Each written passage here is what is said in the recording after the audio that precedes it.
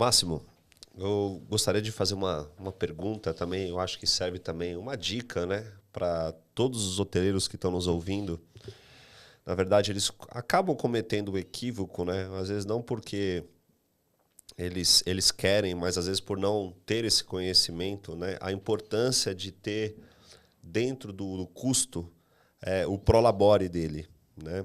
Então, isso a gente acha fundamental e a gente queria que você desse uma dica de como calcular esse prolabore, né? E a outra dica também, na verdade, para o hoteleiro não misturar a conta pessoal, né? Porque provavelmente você já deve ter visto várias vezes quando você vai pegar os custos, tem lá uma escola do filho, a prestação do carro, e aí ele quer a prestação de um terreno que ele comprou para adquirir e ele quer colocar no custo. E aí enviesa totalmente os dados, né? Então, eu acho que é muito importante esse assunto para a gente poder, de fato, saber qual que é o custo real que o hotel tem. Klaus, você tocou num ponto assim, eu considero de extrema importância para o sucesso e a longevidade de um hotel, de uma pousada, Eu acho que de qualquer que é o negócio, né? prolabore. De qualquer, então, falando mais abertamente de qualquer negócio, tá? O que eu mais encontro é donos de negócios, incluindo pousadas e hotéis, onde eles querem ter um padrão de vida que o próprio negócio não sustenta. O negócio não tem como sustentar o padrão de vida do empresário. E o empresário vira e mexe e fala assim, não, mas esse é o meu padrão de vida e o negócio tem que dar sustento. Assim, então, você vai ter que fazer escolhas. Ou você diminui o seu padrão, ou a tua empresa vai sangrar até morrer. E eu tive um caso desse, onde a empresa sangrou, e para não morrer, ele foi morar dentro da empresa. Para você ver como essa história é importante. E o que mais a gente encontra realmente é gente misturando o dinheiro pessoal com o dinheiro da empresa, pagando contas pessoais com o cartão de crédito da empresa, pagando contas da empresa com o cartão de crédito pessoal.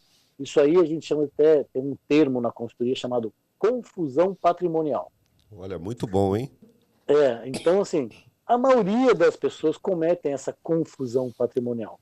E quando eu chego na consultoria para poder organizar financeiramente, eu chego para o meu cliente e falo assim, me lista os teus gastos pessoais para a gente poder ver se está adequado ao que você tira de prolabore. Boa. Teve um cliente meu que foi interessante, que ele falou, não, meu prolabore é de 7 mil, pode pôr aí 7 mil no sistema. E não fechava as contas. 3 meses e não fechava a conta. Aí eu cheguei e falei para o meu cliente, olha, você vai me desculpar, mas você vai ter que abrir para mim as suas despesas pessoais, porque o número não bate. No que ele abriu, detalhe por detalhe, ele gastava 14 mil reais, o dobro. A esposa gastava 5 mil por mês só de salão de beleza e roupas. Nossa. Porque ela gostava de ir todo dia com o cabelo feito e com uma roupa nova. Então, quando eu detalhei esses custos, o marido dela deu um salto de 3 metros da cadeira. Falou assim, que absurdo, como é que a gente gasta assim? E ela teve que se explicar e ele teve que aceitar, porque era a imagem que ela passava da empresa, era através da imagem dela, bem vestida, bem penteada, bem arrumada, tal. E tivemos que aceitar e tivemos que corrigir as metas para 14 mil reais de prolabore. Então, muitas das vezes as pessoas imaginam que gastam um determinado valor, mas a hora que coloca na ponta do lápis é totalmente diferente. E isso eu encontro em todos os setores de negócio, não é somente na hotelaria. Então, a primeira dica que eu faço é faça uma lista das suas despesas. Eu tenho até um treinamento voltado a finanças pessoais, para você ter uma ideia, de tanto problema que eu encontrava das pessoas não saberem discriminar os seus gastos pessoais. Então, assim, tem que analisar, tem que discriminar, tem que anotar tudo e aí identificar, puxa vida, dá para eu cortar alguma coisa? Tem até um método, também foi desenvolvido em Harvard, professora Elizabeth, tem até na internet, vocês podem procurar, o método 50-30-20. Tem muita gente que se apropriou do método, não, porque o meu método 50-30-20, mas omite o nome da professora Elizabeth. E a professora Elizabeth foi ela que criou esse método quando ela, professora de economia de Harvard, teve a primeira filha. Ela falou assim, meu Deus, agora eu tenho um ser que eu tenho que sustentar. Como que eu vou fazer isso? Eu sou professor de economia das melhores universidades do mundo. Eu não posso errar. E ela criou um método chamado 50-30-20. E eu achei esse método interessante. Não dá para aplicar no Brasil, porque uma coisa é a realidade norte-americana, eu chamo de até de uma coisa é a realidade do hemisfério norte, outra coisa é a realidade do hemisfério sul. Então, é uma base para você entender como é que está a distribuição dos seus gastos pessoais, mas é só uma base. Mas o 50-30-20, 50% das despesas pessoais tem que ser em gastos necessários para viver. 30% em gastos supérfluos, que você não vai morrer se naquele mês não tiver aquele gasto. E 20% em investimentos que estão sendo aplicados ou estão sendo pagos. Então, esse é o 50-30-20. Até hoje, de todas as minhas consultorias de finanças pessoais, não consegui fazer ninguém se enquadrar no 50-30-20. Tá? Ou seja, eu cheguei à conclusão de que é um método legal para você ter como uma base, um parâmetro, mas não consegue ser funcional aqui no Brasil. Mas a gente tem que fazer toda essa discriminação das nossas despesas para poder identificar o valor total mensal e aí identificar se o que a gente retira está dentro, está acima ou está abaixo. Se está dentro, ótimo. Se o que a gente retira está acima, então é melhor a gente rever, porque isso significa que a gente está sangrando a hotelaria, está sangrando a pousada, está sangrando o hotel. Se está abaixo, ótimo, deixa abaixo. E aí você gera mais lucro para o seu negócio. Né? Então essa é a primeira dica. Agora, percentualmente, o quanto isso tem que representar dentro dos 60% de custos? Aí que o pessoal vai ficar meio chateado com o que eu vou falar. De 8% a 10%, ou seja, é como se fosse o café da manhã. Entendi. Tá? Ô Máximo, ainda dentro dessa parte de custo, acho que outra coisa que é muito importante abordar, se a gente parar para analisar que a hotelaria ele tem um alto giro, né, e o desgaste ele é muito grande, a gente vai aprendendo todo dia um pouco, né, e com essa parceria lá com a Arquil, nós observamos que, trazendo esse conceito do real estate, né, você tem que trabalhar o patrimônio, né, o tijolo, com um FRA, né, que é um fundo de reserva de atualização. Nesse caso, para a hotelaria, o que seria recomendado dentro do planejamento do gestor hoteleiro, do dono, do investidor, para que ele também religiosamente separe aquele dinheiro para fazer essa atualização?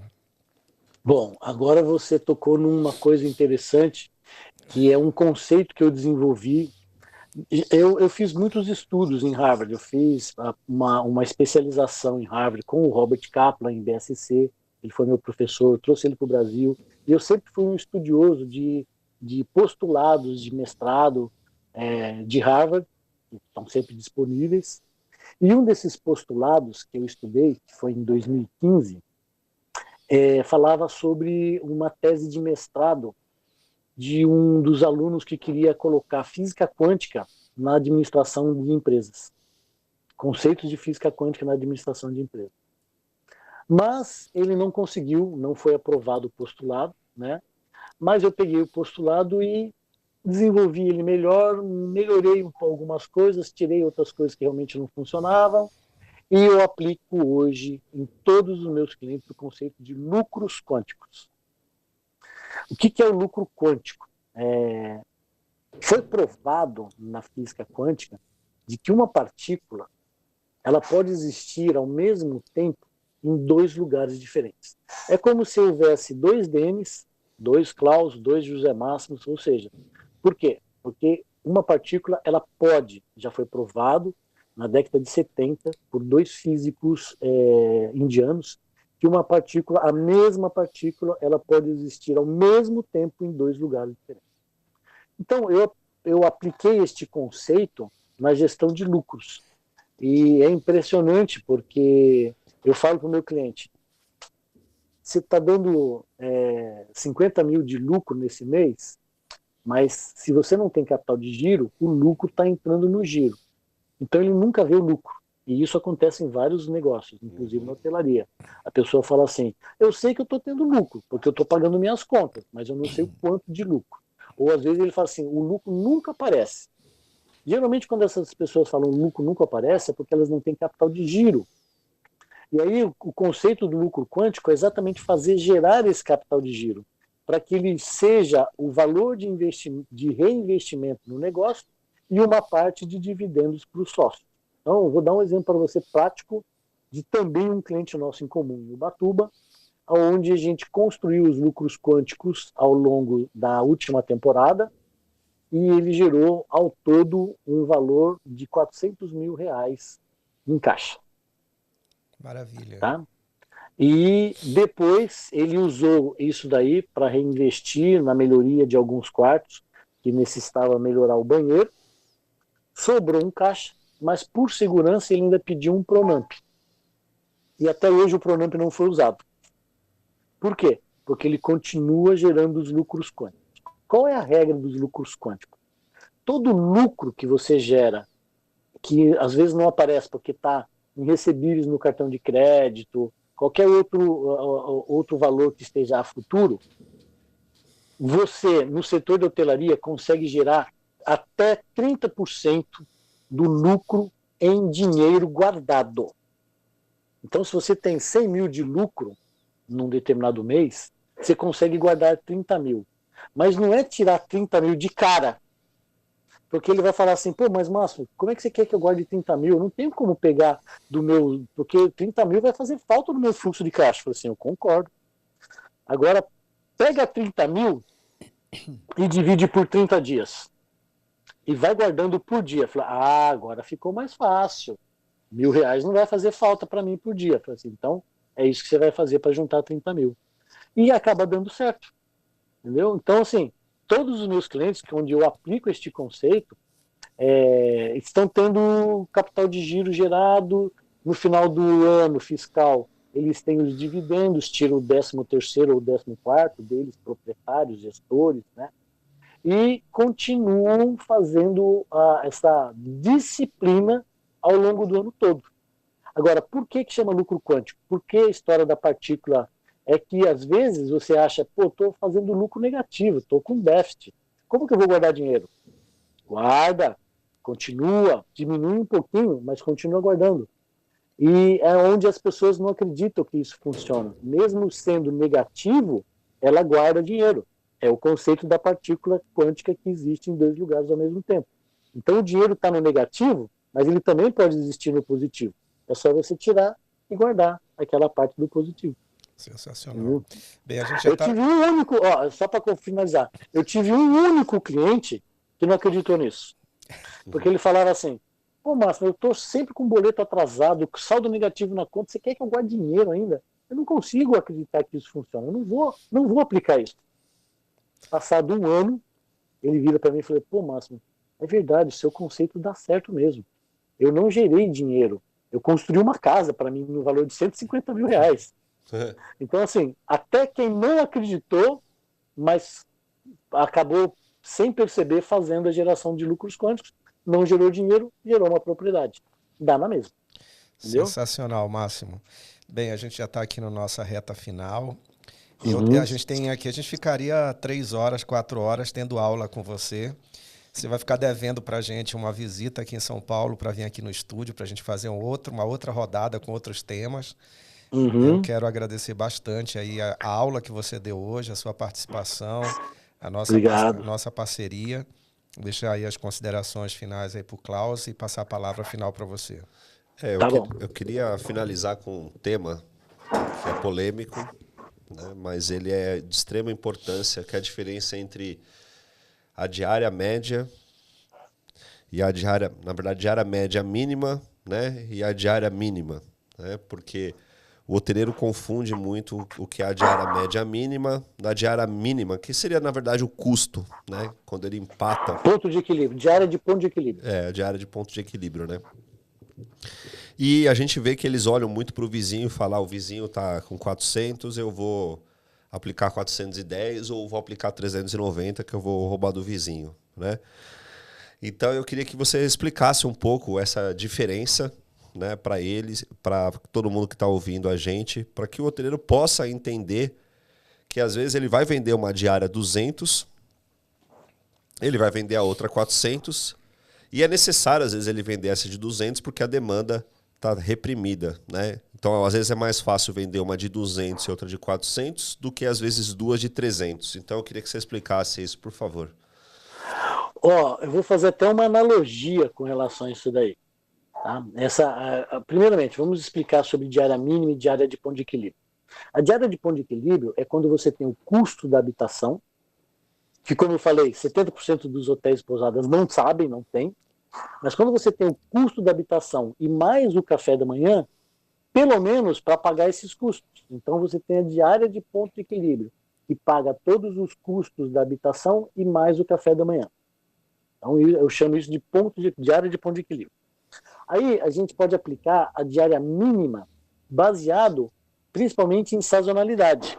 Então, em períodos de baixa temporada, é óbvio que a gente vai ter que baixar as tarifas.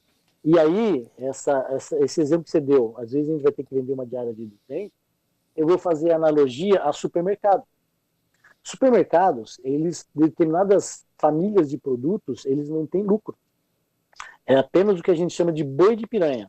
É para atrair o público por conta daquela cerveja que está a 99 centavos, ou por conta do pãozinho que está ao preço de R$ 5,90 o quilo, ou através de um hortifruti, enfim.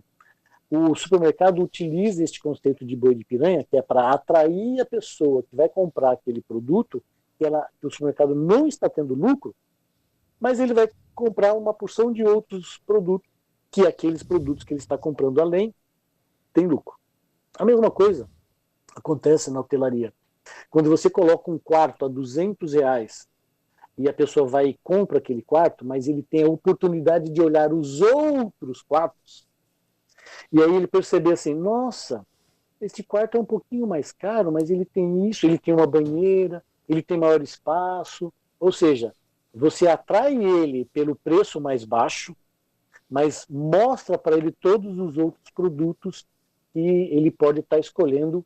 Aí se ele decidir, não, eu vou pelo preço mais baixo, beleza, ele fecha o preço mais baixo e pelo menos ele conheceu a oportunidade de outro preço. E vai ter outros que vão falar assim, nossa, eu quero esse quarto melhor e vou pagar mais caro porque ele achou interessante aquele quarto. Então é importante a gente saber trabalhar dentro da hotelaria com o conceito do boi de piranha do supermercado.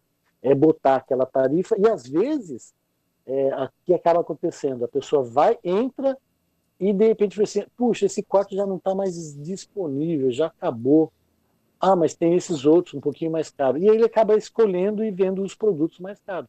Então, este conceito é bem utilizado na hotelaria. Eu sou favorável a utilizar esse tipo de conceito porque ajuda a melhorar a taxa de ocupação, mesmo tendo uma diária mais baixa. E às vezes essa melhora na taxa de ocupação é o faturamento suficiente para a gente entrar em ponto de equilíbrio. E muitas pessoas não conseguem perceber isso.